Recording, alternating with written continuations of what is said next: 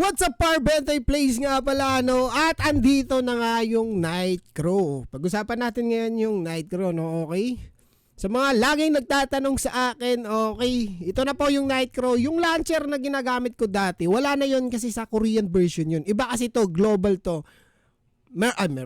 Nightcrow global na to, okay?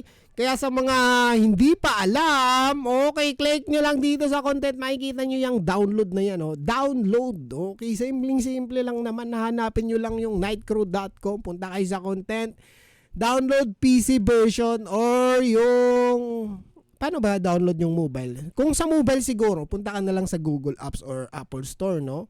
Yan, ito yon. Download ka muna. Okay, PC version, download mo lang yan. Syempre, pag ganyan, naka-download na. Tapos na ako mag-download yan. Na-download ko ulit eh. Tapos, syempre, ito yung requirements, no? Ito, importante ito kasi ito yung PC required mo. Okay, kung kaya ba ng PC mo or hindi.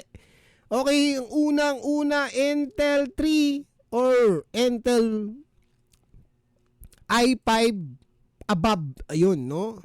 Tapos, dapat sa Ryzen naman dapat Ryzen 3 and Ryzen 5 above. Okay, dapat din sa memory meron kang 16 gig, okay?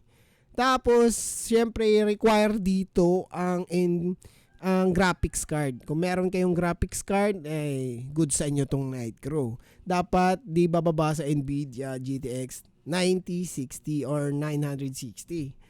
Okay, kung wala kayong graphics card, try nyo lang din, baka kaya naman. Okay, tapos sa OS nyo, dapat Windows 10, 64 bits. Tapos, DirectX 11, DirectX 12, yung DirectX nyo. Tapos, dapat meron kang storage na 50 gig above, no? Kailangan kasi medyo mabigat-bigat nga to. Ang sa mobile naman, ito naman. Okay, post nyo na lang kung gusto nyo. Tapos, paano ba install nyo lang muna. Napaka-basic yan. Install nyo yung Nightcrow. Dapat install nyo muna. Click nyo muna yung install. Tapos pag na-install nyo na, goods na yun. Pwede na kayong bumalik dito. Click nyo lang tong start. Game start. Okay? Lalabas na yan. Automatic yan magdadirect sa launcher. Yung launcher niya kasi nandito. Yan launcher niya. Okay. Yan. Saan yun? Yan. Lalabas tong play button. Click nyo lang. Tapos, automatic na siya magpapasok. Sana all. Hintayin lang natin ng konti yung Nightcrow. Medyo mabigat din talaga to sa PC. Ayan. Waymin. Okay. May music to. Meron pala. Ayan. Ngayon, down pa yung Nightcrow kasi nagpa-patch pa yung server, no? Yan. Lang, tapos sige, sign in, tapos pag sign in nyo, tapos makakapasok na kayo sa Nightcrow. Sign in na lang nga natin to. Try nga natin mag-sign in. Sa mga naka-free register pala, gaya nito, naka-free register, punta kayo dun. May libreng mount dun, may libreng mount. Kaya kung nakapa-register kayo, mamaya pag-apps meron mga reward. Okay? Mamaya mag-up shot, no? Okay? Kaya ngayon, patch pa ngayon. Kita-kita tayo kung saan server ba daw ako. Di ko sure kung saan server ako, ha? Masyadong lakas ata yung sounds. Ayan. Di ko alam kung saan server ako, ha? Kasi nag-aas pa ako sa mga tropa ko kung saan ako, kung anong class gagamitin, ano daw pinakamabilis, di ko pa rin sure.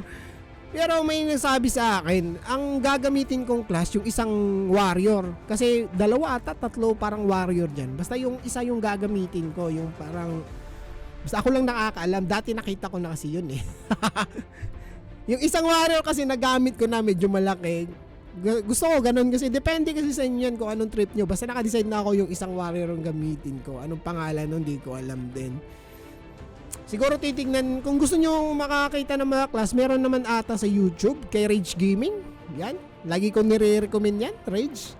Laging nagtatanong sa akin, pinapasa ko kay Rage, di ba? Kasi wala na kasi yun, yung version na Nightcrow Korean yun. Kaya punta kayo kay Rage Gaming para mag-guide kayo sa Nightcrow. Kami pa-intro boys lang naman kami dito. Pero baka magtuloy-tuloy to. 'Di ba? Depende pa rin 'yan, no? Pero sabi nga ng tropa ko, meron daw pinakamabilis dyan yung assassin. Pinakamabilis magpa-level up assassin tsaka yung archer. Doon sa dalawang yun daw. Yun talaga yung pinaka may maraming class daw. Yung maraming class dyan, assassin talaga. Sobrang bilis na. Lalo sa mga F2V. Goods na goods talaga assassin. Kasi napakabilis magpa-level up. Okay? Pero nasa sa inyo pa rin yan kung saan kayo mag-i-enjoy. Ako hindi kasi ako type. Hindi ko type yun eh.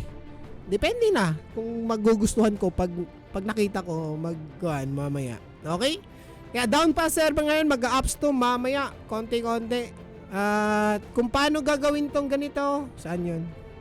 Yung settings na parang maliit. Ganito. Click nyo lang tong Windows, no?